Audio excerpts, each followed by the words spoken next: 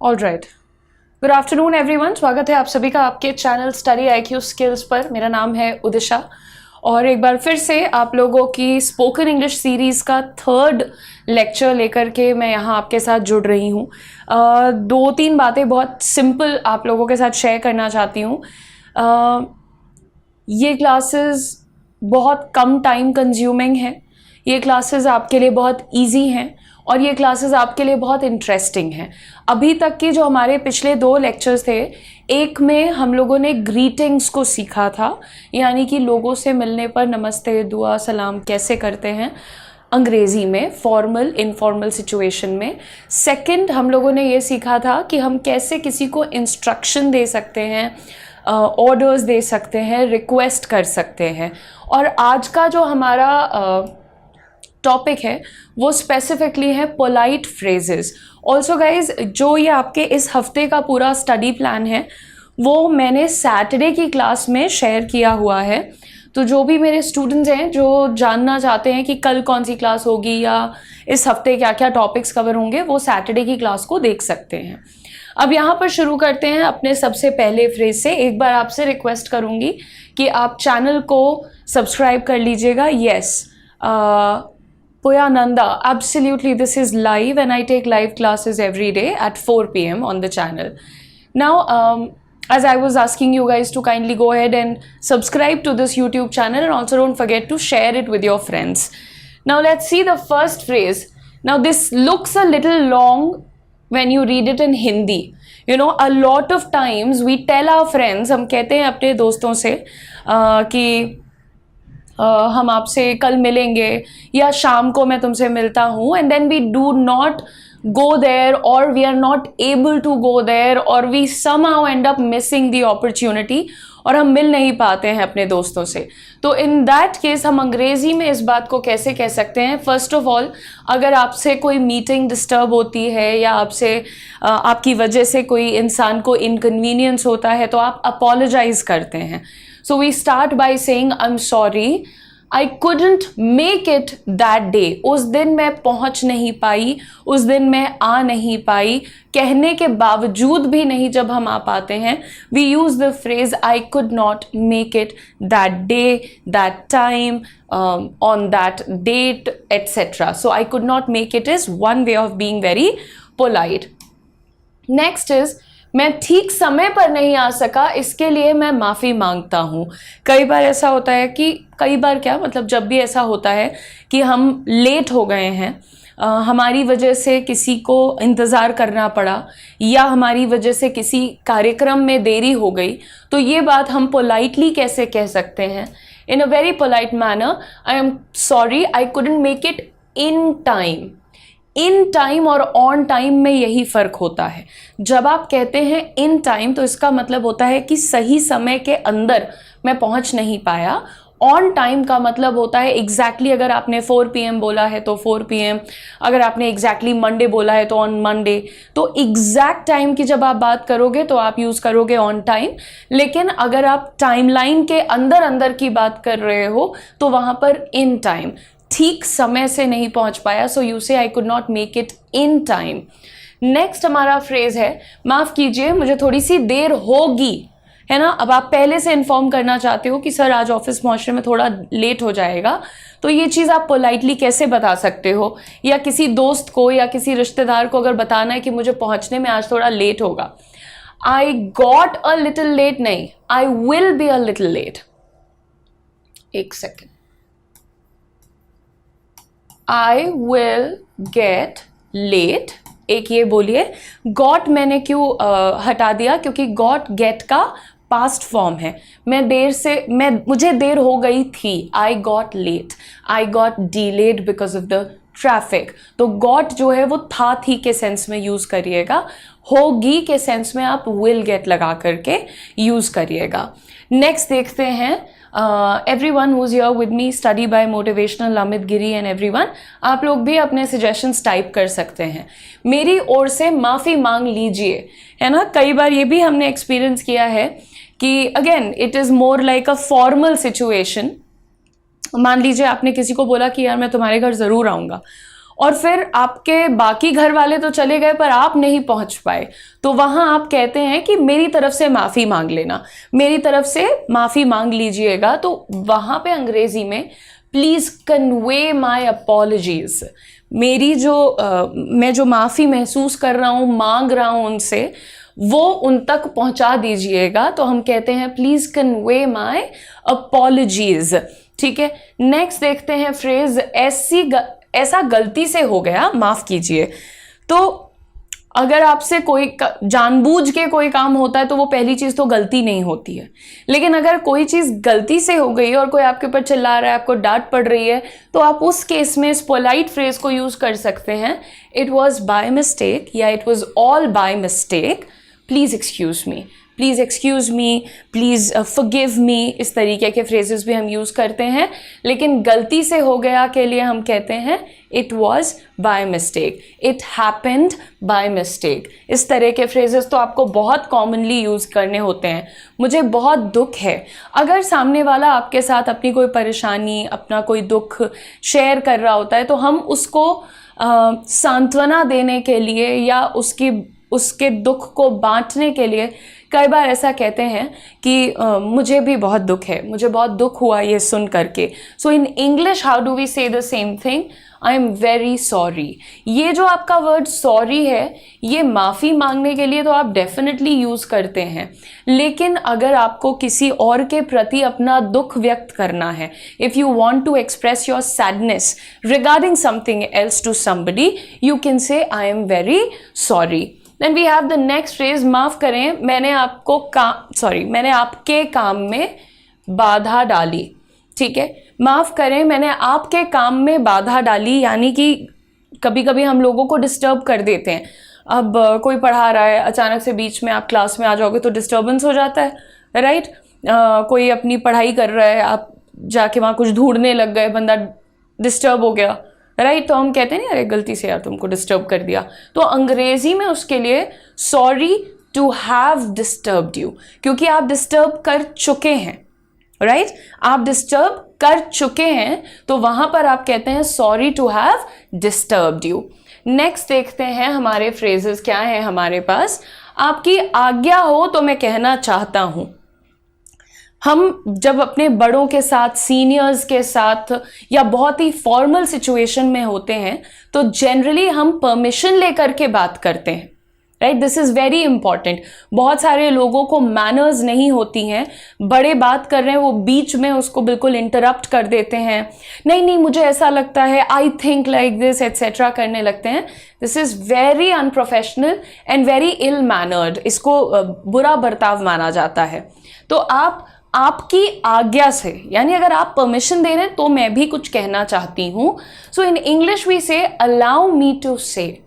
Allow me to से के बाद जो भी तुम्हारी बात है, जो भी तुम रखना चाहते हो, use this phrase to sound more polite.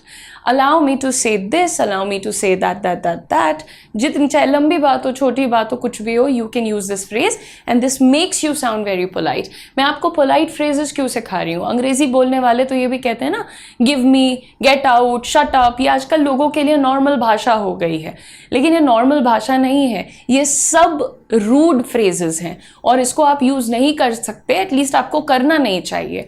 तो जब आप कहते हैं गिव मी अ पेन, अब आप किसी को ऑर्डर नहीं दे सकते, हो सकता है कि वो आपके सीनियर्स हो सकता है कि वो स्ट्रेंजर्स हों, तो वहां पर आप पोलाइट फ्रेजेस लगा सकते हैं, जैसे could you give me a phrase, could you give me a pen, या फिर आप कह सकते हैं please give me a pen instead of just saying give me a pen. तो अब आपको पोलाइट फ्रेजेस का इस्तेमाल सीखना होगा। ज़रा ध्यान दीजिएगा, जब भी आप 10 लोग 50 लोगों के बीच एक अनाउंसमेंट करते हैं तो वो जनरली आपस में बातचीत कर रहे होते हैं। अब आपको उनका अटेंशन अपने ऊपर चाहिए, तो आप एक सिंपल सा फ्रेज कहते हैं, may I have your attention please, क्या मैं 2 मिनट के लिए आपका ध्यान इधर आकर्षित कर सकता हूँ, may I have your attention please. तो ये अब कई बार क्या होता है, लोग चिल्लाने लगते हैं, सब लोग ध्यान से सुनो, मैं कुछ बता रहा हूँ, इधर देखो। It's better to be polite and authoritative rather than being absolutely gosh, absolutely ill-mannered, simplified, है ना।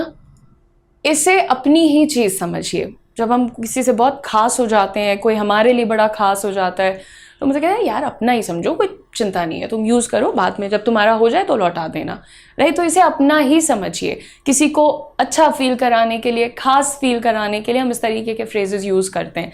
इंग्लिश में हम इसी बात को कहते हैं कंसिडर इट योर्स या फिर इट्स ऑल योर्स। आप क्या कह सकते हैं? कंसिडर इट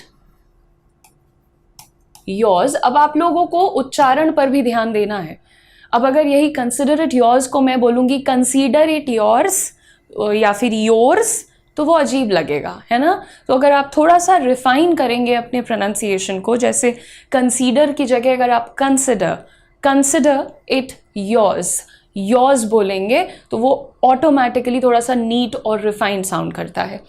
ये तो तुम्हारा ही है यार, इट्स ऑल योर्स, ये तो तुम्हारा ही है भाई, तुम रखो अपने पास, it's all yours, just keep it, right. ऐसा बोल सकते हैं। या फिर अपना ही समझिए, कंसिडर इट योर्स, अपना ही समझिए। नेक्स्ट, अपने काम में मेरी मदद ले लीजिए। जनरली होता है ये पेरेंट्स के साथ, है ना। उनकी आप कोई मदद करने जाएंगे तो उनको मदद नहीं चाहिए, नहीं हम अपने आप कर लेंगे, तुम जाओ यहाँ से, हमें नहीं चाहिए। तो आप देखेंगे भाई वो 3 बार 4 बार परेशान हो रहे हैं, फिर आप कहते हैं अरे हमें मदद करने दीजिए, मेरी मदद आप ले लीजिए। तो वो चीज़ आप अंग्रेजी में कैसे कहते हैं? बड़ा सिंपल है, let me help you please, please let me help you, कृपया मुझे अपनी मदद करने दीजिए, please let me help you. Okay, फिर कई बार ये डर होता है कि अगर मैं इसकी मदद लूँगा ये अभी पैसे मांग लेगा मुझसे, डैड की ये चिंता होती है ना। माता जी को लगता है कि अगर मैंने इसकी मदद ली तो ये अभी बाहर जाने की परमिशन मांग लेगी, है ना। तो हम कहते हैं कि please let me help you, I don't want anything in return, मुझे बदले में कुछ नहीं चाहिए, मुझे बदले में कुछ नहीं चाहिए को हम अंग्रेजी में कहते हैं I don't want anything in return. ठीक है, नेक्स्ट देखते हैं, क्या आप थोड़ा सा खिसकेंगे? अभी आप एयरपोर्ट पे हो, आप ऑफिस में हो, आप किसी पब्लिक इवेंट पे हो, एक कुर्सी है जिस पे 2 लोग बैठ सकते हैं बट एक इंसान बीच में बैठा है, तो आप उसे क्या कहते हैं कि थोड़ा सा खिसक जाइएगा भाई साहब, है ना। इसको कहने के लिए आप 2 बातें कर सकते हैं, will you please move. Will you please move का मतलब होता है खिसकना, यानी उसी सोफे पे थोड़ा सा उस तरफ को शिफ्ट हो जाए, खिसक जाएंगे वो। लेकिन जब आप कहते हैं shift, will you please shift a bit, shift का मतलब होता है पोजीशन ही चेंज कर लेना, ये सोफ़ा छोड़ करके दूसरे सोफे पर चले जाना। तो आपको ध्यान देना होगा कि मूव और शिफ्ट एक नहीं होता है, अलग अलग होता है। और अगर इसको इनफॉर्मली बोलना है तो आप बोल सकते हैं प्लीज़ स्कूट ओवर। ठीक है, क्या कह सकते हैं? Please scoot over. जो आपके दोस्त हैं, आपके बराबर के लोग हैं, इनफॉर्मल सिचुएशन में आप इसे यूज़ कर सकते हैं। ज़रा धीरे बोलिए, ज़रा धीरे यानी किस सेंस में यहाँ पर बात हो रही है? यहाँ बात हो रही है स्पीड के सेंस में, ठीक है। ज़रा धीरे बोलिए, आप बहुत फास्ट बोलते हैं तो समझ नहीं आता है, यानी स्पीड को कम करने के लिए हम कहते हैं। और हम किसी को ये नहीं बोलेंगे स्पीक स्लोली, है ना। अगर आप ऐसा बोल रहे हैं speak slowly, ma'am speak slowly, ये भी गलत है। मैम लगा करके बोलो सर स्पीक स्लोली। आप किसी को आदेश नहीं दे सकते, जो आपके सीनियर हैं, फॉर्मल सिचुएशन में आपसे मिलते हैं, आप उन्हें आदेश नहीं देते हैं, आप उनसे रिक्वेस्ट करते हैं। तो या तो आप कहते हैं will you please speak slowly, क्या आप थोड़ा धीरे बोलेंगे, या फिर आप कह सकते हैं can you please speak slowly, could you please speak slowly. बड़ों के लिए आप हमेशा कुड यू या विल यू का इस्तेमाल करिएगा। नेक्स्ट फ्रेज देखते हैं, ज़रा धीरे बोलने की कृपा करें। Now this is an extremely formal phrase, बहुत ही फॉर्मल है। आप बहुत विनम्रता के साथ किसी से रिक्वेस्ट कर रहे हैं, will you mind speaking a bit softly. अब ये जो तुम्हारा है ये वॉल्यूम की बात कर रहा है। सॉफ्टली जो है वो वॉल्यूम की बात करता है और स्पीड की बात करता है स्लोली और फास्ट। नेक्स्ट देखते हैं। नेक्स्ट के पहले मैं आप लोगों को ये याद दिला दूं कि अगर आप लोग भी अपने स्पोकन इंग्लिश स्किल्स पर काम करना चाहते हैं, अपने ओवरऑल कॉन्फिडेंस को बढ़ाना चाहते हैं, तो आप लोगों का बैच स्किलिंग तीसरी बार आ चुका है, क्योंकि पिछले 2 बैचेस का रिस्पांस बहुत ही अच्छा रहा है और लोगों का एक्सपीरियंस भी बहुत अच्छा रहा है। इस बैच के अंदर हम आप लोगों को अंग्रेज़ी बोलना सिखाते हैं, आपका प्रोनाउंसिएशन सुधारते हैं, और हम आप लोगों के कॉन्फिडेंस पे काम करते हैं, आपकी बॉडी लैंग्वेज पे काम करते हैं। साथ ही साथ हम आप लोगों को इसमें कॉर्पोरेट कम्युनिकेशन यानी स्पेसिफिकली ऑफिस और वर्क प्लेसेस पर बोले जाने वाले फ्रेजेस, सेंटेंसेस और स्ट्रक्चर्स भी आपको सिखाते हैं। इस बैच में आपको बोलने का मौका मिलेगा, यानी पब्लिक स्पीकिंग की प्रैक्टिस का मौका भी मिलेगा। सबसे अच्छी चीज़ यह है कि आज रामनवमी के अवसर पे आप लोगों को ये बैच मिल रहा है लोएस्ट प्राइसेस पे। तो लोएस्ट प्राइसेस पे इस बैच में एडमिशन लेने के लिए आपको कोड यूज़ करना है UM Live, या फिर आप यूज़ कर सकते हैं नवमी या फिर UM Live कोड के लिए आपको डिस्काउंट के बाद ये बैच मिल जाएगा 799 रुपीज़ का। सो आप इस बैच में एडमिशन लेने के लिए आपको कहीं भी नहीं जाना है। आपके चैट बॉक्स में और डिस्क्रिप्शन में हमने बैच का डायरेक्ट लिंक लगा दिया है। रामनवमी ऑफर खाली 24 आवर्स के लिए है, तो इसको सही समय में यूज़ कर लीजिएगा। मूविंग ऑन, लास्ट के कुछ फ्रेजेस देखते हैं। क्या आप मुझे बैठने देंगे? जैसे हम पूछते हैं ना, यहाँ बैठ सकते हैं क्या, ये कुर्सी खाली है क्या, इस तरीके से बोलते हैं। तो अगर फॉर्मली पोलाइटली किसी से पूछना है तो कैसे पूछेंगे? Will you please let me seat, will you. अब कैन आई सिट बोलते हैं बहुत सारे लोग बोलते हैं कैन आई सिट। देखो, कैन तुम्हारी सक्षमता की बात करता है कि क्या मैं बैठ सकता हूँ। ऑफ कोर्स बैठ सकते हो, भगवान ने शरीर दिया है, बनावट दी है, तो बैठ ही सकते हो, करेक्ट। लेकिन यहाँ क्षमता की बात नहीं हो रही है, सामने वाले की परमिशन की बात हो रही है। तो अगर आप थोड़ा सा बराबरी के किसी इंसान से बात कर रहे हैं, थोड़ा सा कैजुअल माहौल है, तो वहां पर आप जरूर बोलिए will you please let me sit. अगर कोई सीनियर है तो आप उससे स्पेसिफिकली बोलिए may I sit, may I take a seat. May I take a seat अलग होता है, सिट अलग होता है। मे आई सिट, क्या मैं बैठ जाऊं। मे आई टेक अ सीट, क्या मैं एक कुर्सी पे बैठ जाऊं। इस तरह से बात हो रही है, दोनों पर ध्यान देना। नेक्स्ट देखते हैं, क्या मैं आपका थोड़ा सा समय ले सकता हूँ। दौड़े दौड़े गए, कोई कितना भी सीनियर मैनेजर है, फाउंडर है, सीनियर HR का बंदा है, कमरा खोल के आई हैव अ कंप्लेन, ये बैड मैनर्स हैं, बिल्कुल अनप्रोफेशनल और बहुत ही गलत हैबिट्स हैं। तो ये नई तरीका होता है। अगर आपको किसी से बात करनी है, कोई आइडिया शेयर करना है, कोई कंप्लेन करनी है, कोई फीडबैक लेना है, वॉट एवर इट इज़, आपको हमेशा पूछना चाहिए कि क्या आपके पास वक्त है कि मैं आपसे बात कर सकूं। तो आप ये चीज़ कैसे पूछते हैं? Could you spare a few moments for me, क्या आप अपने 2 मिनट हमें दे सकते हैं? कुड यू स्पेयर, बचा के, निकाल के, अलग करके हमें दे सकते हैं थोड़े से क्षण। So could you spare a few moments for me, इस तरह से आप पोलाइटली पूछ सकते हैं। कॉन्फिडेंटली और पोलाइटली दोनों एक साथ हो सकता है, ठीक है। कॉन्फिडेंट दिखने के लिए आपको रूड होना ज़रूरी नहीं है, okay. So please remember that. Next, जैसी आपकी मर्जी, जैसा आपको ठीक लगे। अगर आपके पास कोई गेस्ट्स आए हैं, डेलीगेट्स आए हैं, आपको उन्हें कुछ ऑफ़र करना है एंड आपने उनको बोला कि you can have chole bhature, but they were like no I'd like to eat mashed potato, मतलब मुझे मैश्ड पोटैटो खाना है। तो मैं क्या बोलूँगी? ये थोड़ी कहूँगी नहीं तुम इंडिया में आए हो छोले भटूरे खाओ, नहीं, राइट। मैं क्या बोलूँगी? जैसा आपको ठीक लगे, जैसी आपकी इच्छा, जैसी आपकी श्रद्धा एंड मर्जी। अंग्रेजी में आप कहते हैं as you please. This is as you please, ठीक है। As you please with a smile, जैसा आपको ठीक लगता है। मैश्ड पोटैटो खाना है, खा लो, ठीक है। आराम से बैठिए, आराम से बैठ जाइए। मैं अभी बुला के लाती हूँ जिससे आप मिलने हैं उसे। तो आराम से बैठिए के लिए please make your self comfortable, है ना। सिट कंफर्टेबली नहीं बोलना, यहाँ पर भाव को समझिए। पोलाइट होने के साथ साथ आपको स्मार्ट भी दिखना है ना। सिट कंफर्टेबली, आराम से बैठ जाइए, नहीं, please make your self comfortable, है ना। अभी ये बोलोगे तो सामने वाले को लगेगा कि मैं एक पढ़े लिखे तमीज़दार इंसान से बात कर रहा हूँ। कष्ट के लिए क्षमा करें, अगर कोई परेशानी हुई तो उसके लिए मैं माफ़ी मांगना चाहूँगा। ठीक वही बात अंग्रेज़ी में आप कैसे कहते हैं? सॉरी फॉर दी इनकन्वीनियंस, ठीक है। सॉरी फॉर दी इनकन्वीनियंस, ये हो गया आपका एक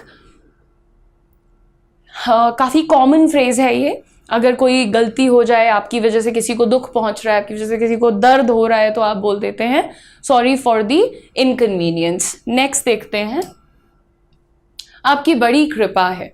अगर किसी ने आपके ऊपर बहुत बड़ा फेवर किया है, आपके लिए कोई बहुत बड़ा काम कर दिया है, तो उससे आप कहते हैं आपकी बड़ी कृपा है सर, है ना। तो अंग्रेजी में सेम चीज़ क्या हो जाएगी, that's very kind of you, that's very kind of you, या फिर that's so kind of you, that's so kind of you. अगर आप किसी को बहुत ज़्यादा धन्यवाद बोलना चाहते हैं, दिखाना चाहते हैं कि सर बड़ा एहसान है आपका मेरे ऊपर, तो आप कहते हैं that's so kind of you, you very kind, that's very kind of you. So दोनों में से कोई एक लगाना, दैट्स वेरी या फिर that's so.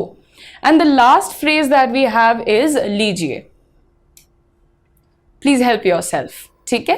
Please help your self बोलते हुए इशारा करना होता है कि आप अपने लिए जो कुछ भी खाना पीना चाहते हैं जा करके अपने आप को सर्व कर लें, या आप टिश्यू पेपर लेना चाहते हैं, प्लीज हेल्प योर सेल्फ, ठीक है। तो ये एक पोलाइट तरीका होता है ये बोलने का कि हम नहीं देंगे, खुद उठ के ले लो, पोलाइट तरीका है, तो इसलिए प्यार से बोलिएगा। एंड जो आपका लास्ट फ्रेज है, आपसे मिलके खुशी हुई, ये अंग्रेजी में आप कैसे बोलेंगे मुझे कमेंट सेक्शन में बताइएगा। कल का आपका होमवर्क था सारी तैयारी करके रखना, keep everything arranged, keep everything arranged ऐसे बोला जाता है। तो कल का होमवर्क हमने डिस्कस कर लिया, अब ये आप मुझे कमेंट सेक्शन में बता दीजिएगा।